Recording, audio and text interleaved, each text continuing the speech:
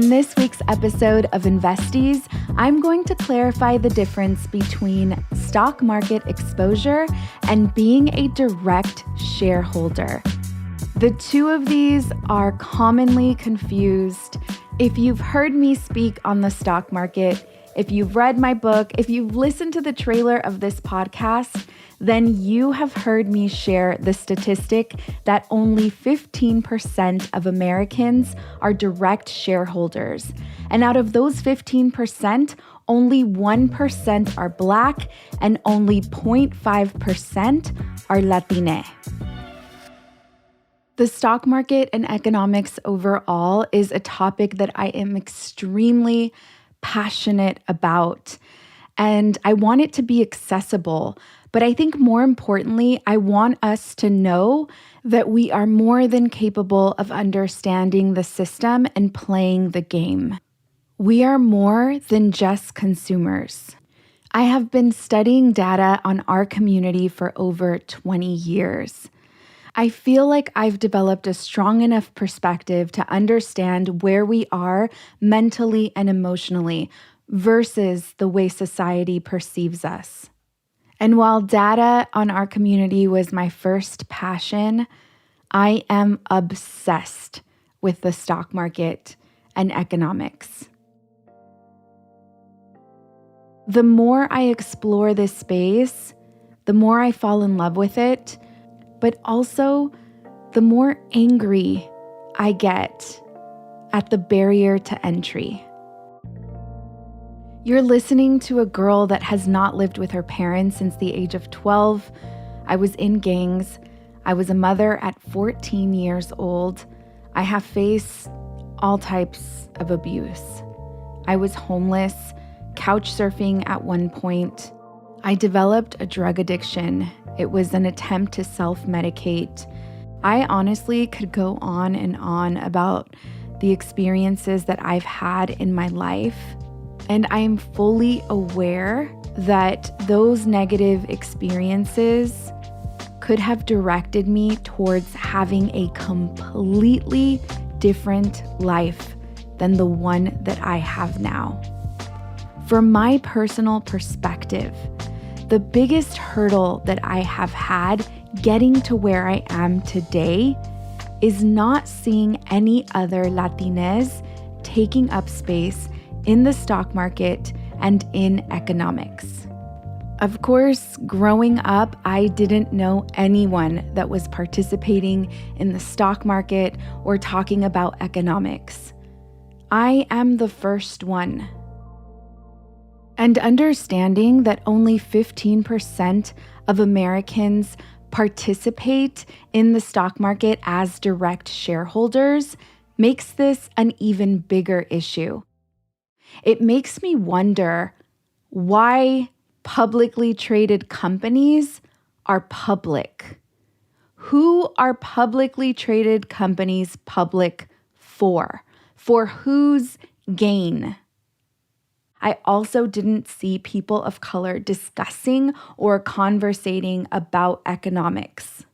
And if I add my personal life experiences and everything that comes with, what I am doing right now feels absolutely impossible. So yeah, of course, it shocks me that this is something that I'm passionate about and that this is something that I'm actually executing. We are actually out here talking about economics, breaking things down, and we're not code switching and we're not assimilating. We're showing up just the way we are. I learned very early on that I was a shame. I learned very early on that I was a statistic and that the odds were not in my favor.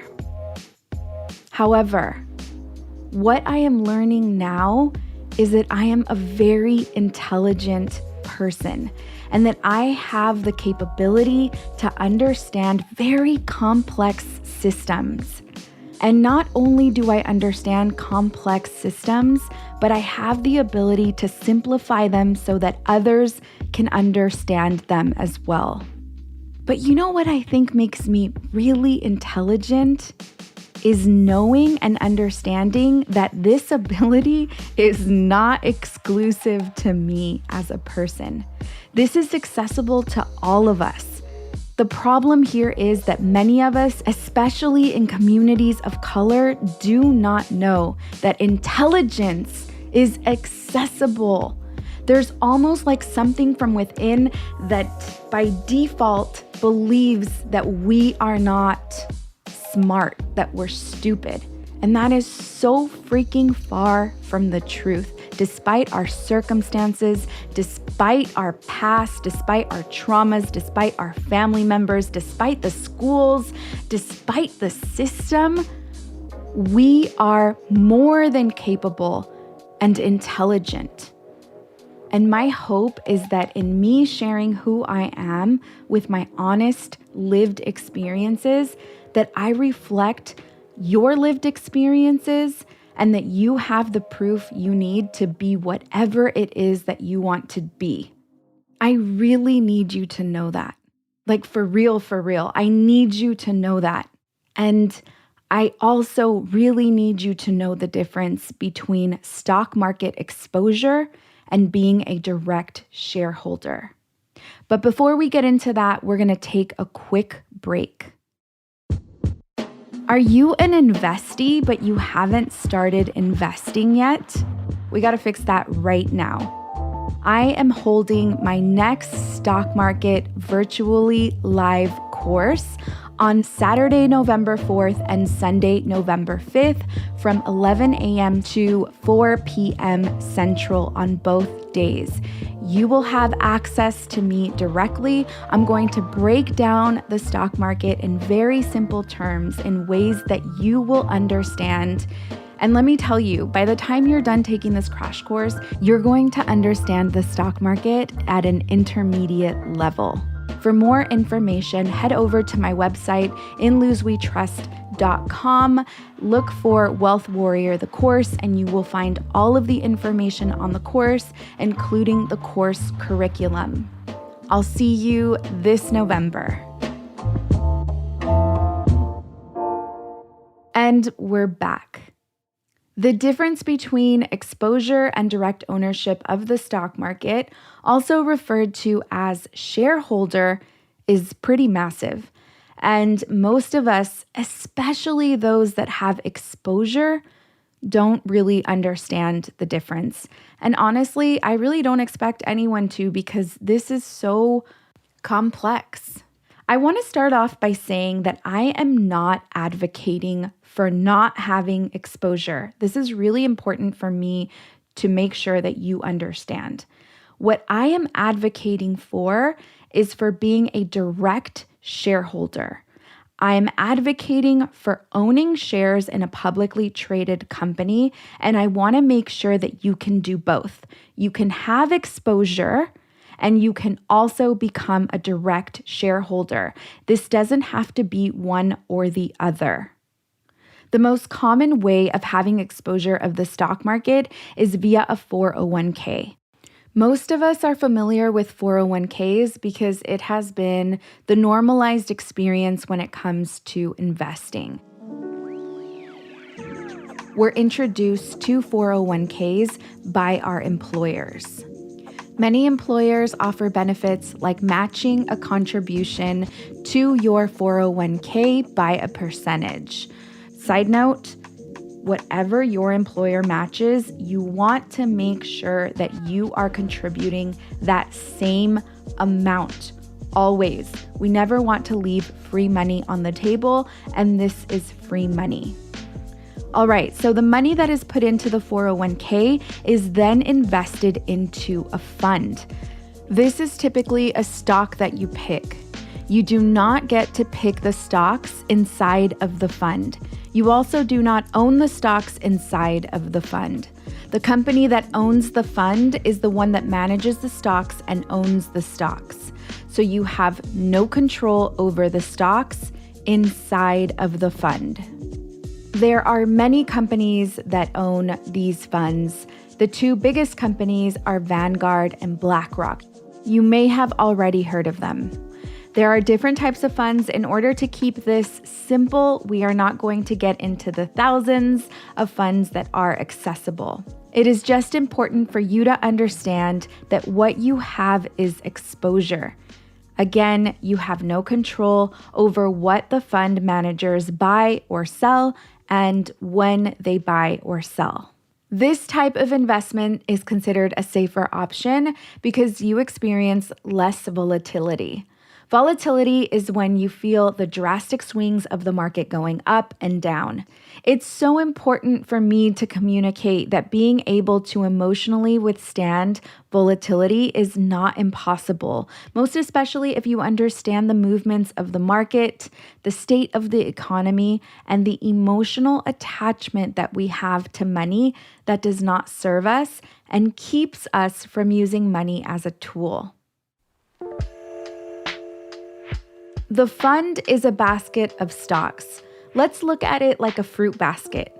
If one of the fruits starts to go bad, the impact on you is less because you have other fruits in the basket that may not be going bad. It doesn't mean that they're not going bad, it just means that they may not go bad. The impact is less, however, the growth is also less. This type of investment, I think, is great for a retirement account. A 401k generates, on average, an annual return of 5 to 10% a year. This means that we can expect your exposure to the stock market via a fund in your 401k to grow 5 to 10% a year. However, there is another variable called inflation.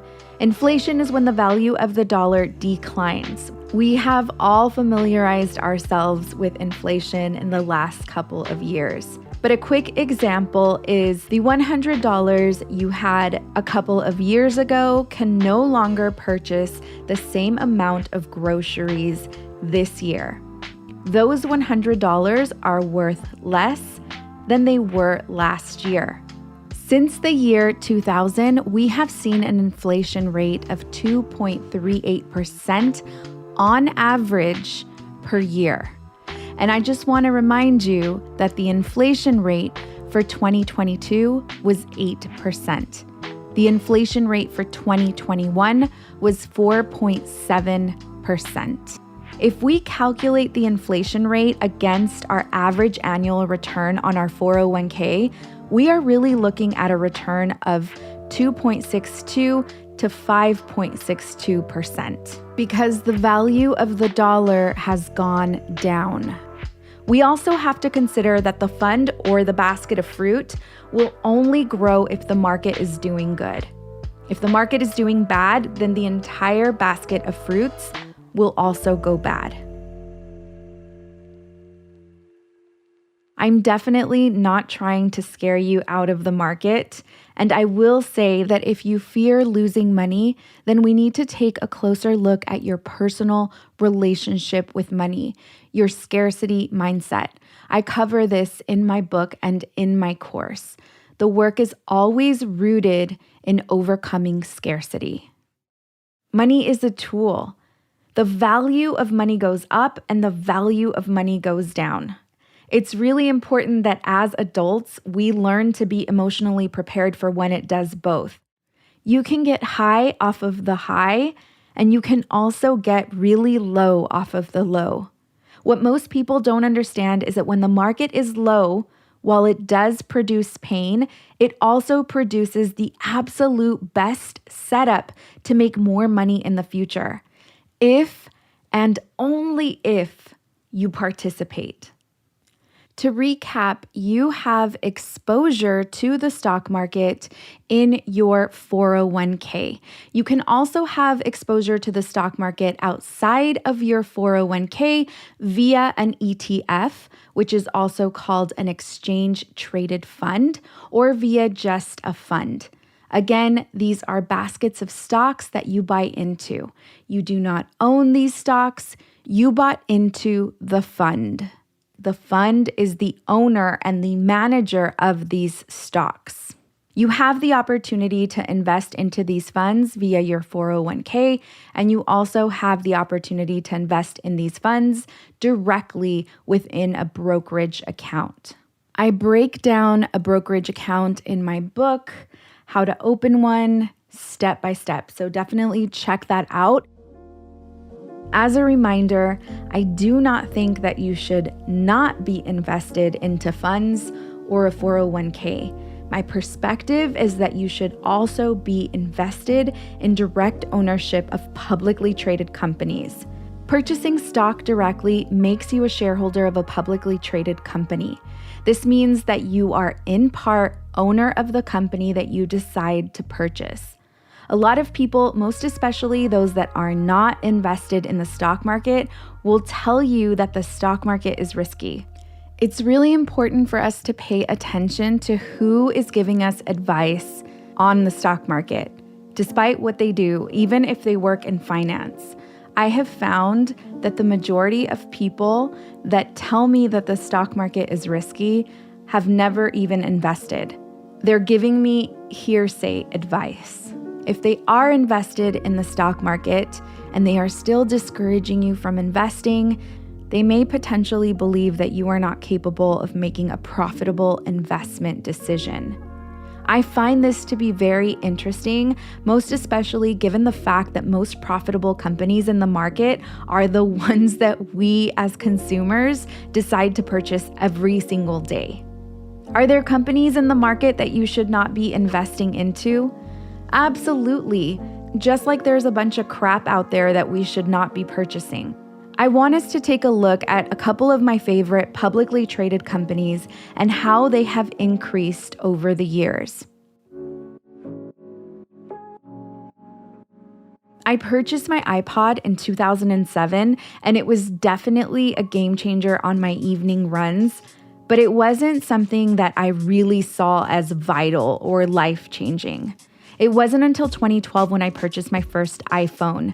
I was so attached to my freaking BlackBerry that I could never see the day where I would switch. I was influenced by a lot of my colleagues that had iPhones.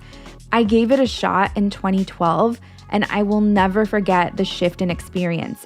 Once the iPhone clicked for me and made it so much easier to work from my phone, I knew that I wanted to move over from using a PC to using a Mac. And quickly after that, I was only interested in Apple products. Since then, Apple stock has increased over 1,000%. If we average that out over the last 11 years since 2012, Apple has increased 90% year over year. This is 82% more than a fund that would have increased 8% a year. That's assuming that the fund performed at its best. Let's take a look at another publicly traded company. My mom discovered Costco in 1990. She cleaned houses and she was really smart with money, so she understood the power of buying in bulk. Every weekend after church, we would go to Costco, load up on cleaning supplies, and of course, our household items and groceries. She freaking loved it. And I'm not gonna front, I did too. The samples, the hot dog, and the Coke after our purchase, it was just like a ritual. We loved it there. I was 10 at the time that my mom made that introduction. I am also a Costco household, and I'm willing to bet that if Costco is still around by the time my son is an adult, he will most likely also be a Costco household. He loves the samples just like I did when I was little, except he's not getting the glizzy, he's getting the slice of pizza. By the way, did you know that Costco is one of the biggest pizza distributors in the US? Crazy, right? Since 1990, Costco stock has gone up over 5,500%. Imagine if my mom would have understood the stock market and then placed value on Costco in her life and towards her business and became a shareholder. Game changer. I've been a member of Costco since 2007. My mom actually gifted me a 1-year membership for Christmas. And since 2007, Costco stock has grown almost 900%. If I had invested when I became a member and had the ability to identify the significance of the membership being gifted to me by my mother, and that this was a membership that I would most certainly value, and I had invested in the company, then the return on the investment would have been 56% a year. 48% more than the return of a fund, if the fund would have averaged 8%.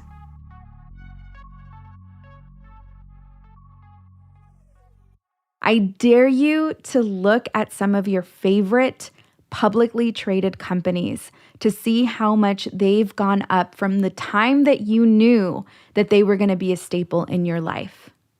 I dare you to check. The other benefit to owning a publicly traded company is the voting rights that you have. You're able to vote on important issues with the company.